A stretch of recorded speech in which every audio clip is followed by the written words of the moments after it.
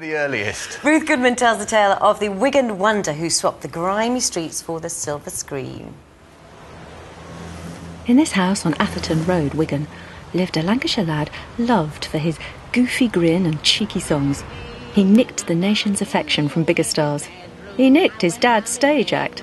And it all turned out nice again for George Formby. She shouted with laughter, I know what you're after, it's Auntie Maggie's remedy.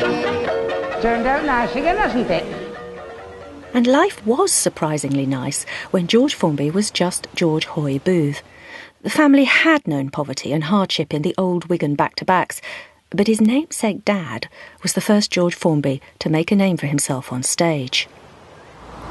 It was Formby Senior's money that had taken the family out to Hindley House, here on the outskirts of town.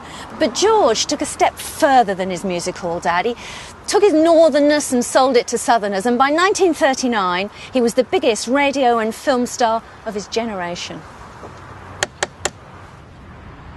He was a bright light in a town made infamously dark by coal. It's said that there were even coal mines in the back gardens of Wigan. Another George, George Orwell, described it in his Road to Wigan Pier as a lunar landscape of slag heaps, a world from which vegetation had been banished, where nothing existed except smoke, shale, ice, mud, ashes and foul water. But the people who'd made those slag heaps made the best company for George Formby Jr. In the pubs where the pitmen drank, he felt he was one of them, not a lad from along the canal in leafy Hindley. Hello. Hello, Edwin. Nice to see you. Nice to see you. My goodness, this is some house, isn't it? It is. So what was it like here when the Formbys were here?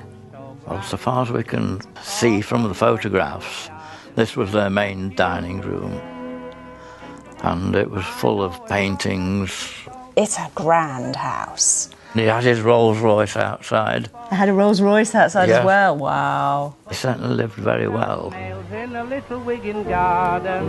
Gerry Mawdsley is the president of the George Formby Society. George Formby Senior, his mum was a bit of a drunkard, so he'd sing for pennies, and he was quite a good singer. So much so, he became a music hall star and ended up on 2 Royal Command performances. That's a real rag to riches story, Absolutely, isn't it? What yeah. an amazing thing. But George Formby Senior said, there's no way you're following me. He said, one fool in the family is enough. Really? And young George was going to become a jockey. In fact, this house is where young George learned to ride. So the world very nearly didn't see the many faces of George Formby. His father forbade him from even attending any of his performances. But performing was in the young George's blood. When his father died, coached by his mother, he began a tribute act, singing his father's songs and cracking his father's jokes.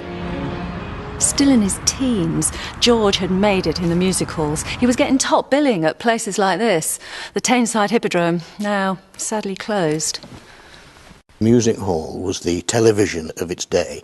It was a kind of never a dull moment, and the enthusiasm was both on the stage and in the audience, and I think it was a kind of an electricity between the two. But it wasn't until he took up the weird-looking banjolele, a cross between the banjo and the ukulele, that George Jr. moved out of the shadow of his father and made it in his own right. He really enjoyed making pictures, and it made him far more famous than he was before. In his 30s heyday, George Formby was Britain's biggest star. His movie contracts were worth millions in today's money. But unlike many stars who couldn't wait to escape their roots, Formby made a fortune remembering his. His trick was to make the rest of us join in. Even when he was singing about something as parochial as his granddad's flannelette shirt, it had the nation rocking with laughter. Wigan's favourite son paved the way for other northern lights to shine nationally.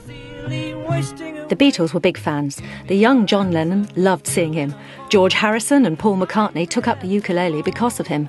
And it's hard to imagine When I'm 64 without him. 50 years after his death, there are George Formby appreciation societies up and down the land, revelling in his ringing Wigan tones. Turned out nice again, hasn't it? Like him, you started...